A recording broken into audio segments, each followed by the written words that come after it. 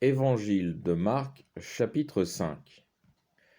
Ils arrivèrent à l'autre rive de la mer, au pays des Géraséniens. Et comme il venait de sortir de la barque, vint à sa rencontre, sortant des tombeaux, un homme possédé d'un esprit impur, qui avait sa demeure dans les tombeaux, et nul ne pouvait plus le lier, même avec des chaînes, car on l'avait souvent lié avec des entraves et des chaînes. Et il avait brisé les chaînes et broyé les entraves, et personne n'était capable de le dompter. Continuellement, de nuit et de jour, il était dans les tombeaux et sur les montagnes, poussant des cris et se meurtrissant avec des pierres. Ayant aperçu Jésus de loin, il accourut, se prosterna devant lui, et ayant poussé des cris, il dit d'une voix forte: Qu'avons-nous à faire ensemble, Jésus, Fils du Dieu Très-Haut? Je vous adjure, par Dieu, ne me tourmentez point. C'est qu'il lui disait: Esprit impur, sors de cet homme. Et il lui demanda: Quel est ton nom? Et il lui dit: Mon nom est Légion, car nous sommes nombreux. Et il le priait instamment de ne pas les envoyer hors du pays. Or, il y avait là, près de la montagne, un grand troupeau de porcs qui paissaient. Et ils lui firent cette prière: Envoyez-nous dans les porcs, afin que nous entrions dedans. Il le leur permit, et les esprits impurs sortirent et entrèrent dans les porcs. Et le troupeau, qui était d'environ 2000, se précipita par les pentes escarpées dans la mer, et ils se noyèrent dans la mer. Ceux qui les gardaient s'enfuirent, et ils racontèrent la chose dans la ville et dans la campagne. Et on vint voir ce qui était arrivé. Ils viennent à Jésus et voient le démoniaque, lui qui avait eu la légion, assis, vêtu et dans son bon sens. Ils furent saisis de frayeur. Et ceux qui avaient vu leur firent le récit de ce qui était arrivé aux possédés et aux porcs. Alors ils se mirent à le supplier de s'éloigner de leur territoire. Comme il montait dans la barque, celui qui avait été possédé du démon le suppliait de rester avec lui. Il ne le lui permit pas, mais il lui dit: Va dans ta maison, auprès des tiens, et raconte-leur tout ce que le Seigneur a fait pour toi, et comment il a eu pitié de toi. Il s'en alla et se mit à publier dans la Décapole tout ce que Jésus avait fait pour lui, et tous étaient dans l'admiration. Jésus ayant de nouveau traversé la mer dans la barque, une grande foule s'assembla autour de lui, et il était au bord de la mer. Alors vient un des chefs de synagogue nommé Jaïr, qui en le voyant tombe à ses pieds et le supplie avec instance, disant: Ma fillette est à l'extrémité, venez imposer les mains sur elle, afin qu'elle ne soit guérie, qu'elle soit guérie et qu'elle vive. Et il s'en alla avec lui, et une foule nombreuse le suivait, et on le pressait.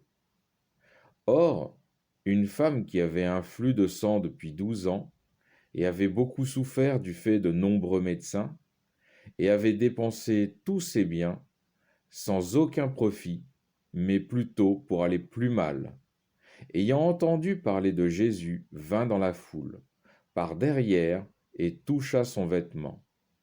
Car elle disait: Si je touche seulement ses vêtements, je serai guérie. Aussitôt, la source du flux de sang fut tarie, et elle connut en son corps qu'elle était guérie de son infirmité. Et aussitôt Jésus eut conscience, en lui-même, de la vertu qui était sortie de lui. Et se retournant dans la foule, il dit: Qui a touché mes vêtements? Ses disciples lui dirent: Vous voyez la foule qui vous presse, et vous dites: Qui m'a touché? et il regardait tout autour pour voir celle qui avait fait cela. Et la femme, saisie de crainte et tremblement, sachant ce qui s'était passé en elle, vint se jeter à ses pieds et lui dit toute la vérité. Il lui dit, « Ma fille, ta foi t'a guérie, va en paix et sois indemne de ton infirmité. » Il parlait encore lorsqu'on vient de la maison du chef de synagogue dire, « Ta fille est morte. Pourquoi importuner davantage le maître ?»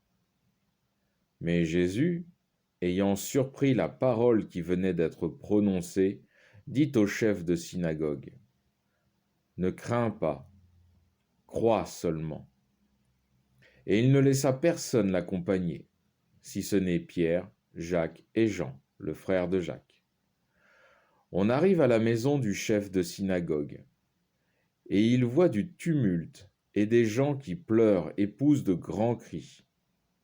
Il entre et leur dit, « Pourquoi ce tumulte et ces pleurs ?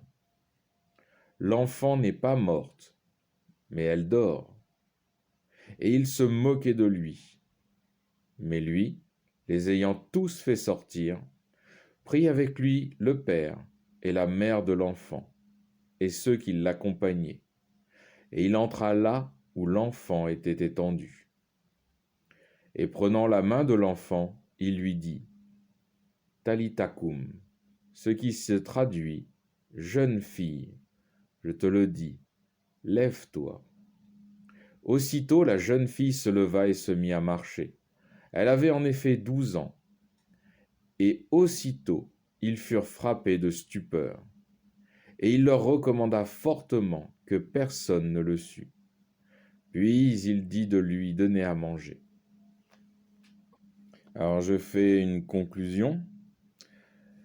Jésus, même en tant qu'être humain, reste investi de l'autorité de Dieu. Il est fort intéressant d'analyser cette discussion avec les démons. On peut remarquer la peur terrible qu'ont les démons en voyant Jésus, car leurs premiers mots sont « Ne me tourmente pas ». Les démons savent que le Christ a autorité sur eux, et ils ne font rien sans sa permission. Au verset 7, le démon demande à Jésus de promettre par Dieu de ne pas le tourmenter. Au verset 10, le démon prie Jésus de ne pas l'envoyer hors du pays. Et au verset 12, le démon prie une nouvelle fois Jésus de le laisser aller dans les ports. Il y a le même cas de figure entre Dieu et Satan dans le livre de Job de l'Ancien Testament, où Dieu accorde à Satan d'éprouver son serviteur Job.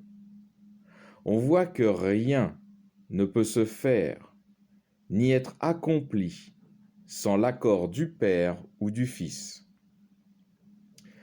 Dans la seconde partie du chapitre, il est question de foi. Jésus, par des miracles, montre la puissance de Dieu. C'est afin de fortifier la foi des humains dans le Dieu Tout-Puissant, et cela jusqu'à nos jours. Fin du chapitre 5.